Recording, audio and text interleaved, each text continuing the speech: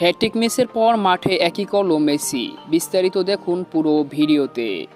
Lionel মেসির জোড়া গোল অ্যাসিস্টে প্রতিপক্ষকে লন্ডভন্ড করে অসাধারণ জয় আর্জেন্টিনার। ম্যাচের 12তম মিনিটে প্রতিপক্ষের গোলকিপারকে বোকা বানিয়ে দুর্দান্ত গোলে আর্জেন্টিনাকে সমতায় ফেরান আর্জেন্টাইন কাণ্ডারি লিওনেল মেসি।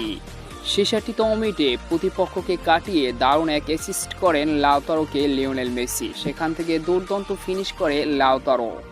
77তম মিনিটে অ্যাঞ্জেল ডি মারিয়ার ডি বক্সে বাড়িয়ে দেওয়া দুর্দান্ত বল থেকে গোলকিপারকে আবারও বোকা বানিয়ে জালের দেখা পায় লিওনেল মেসি।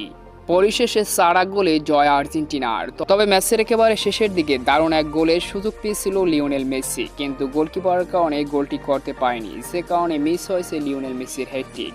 আর এমন গোল মিসের পর মাঠে শুয়ে পড়ল মেসি, তিনি যেন নিজের চোখকেই বিশ্বাস করাতে পারছে না। তো সম্মানিত ভিউয়ার্স বন্ধুরা, মেসির খেলা কেমন দেখলেন, তার গোলগুলো কেমন ছিল, অবশ্যই কমেন্ট করে আপনার মতামত জানিয়ে দিন কমেন্ট বক্সে।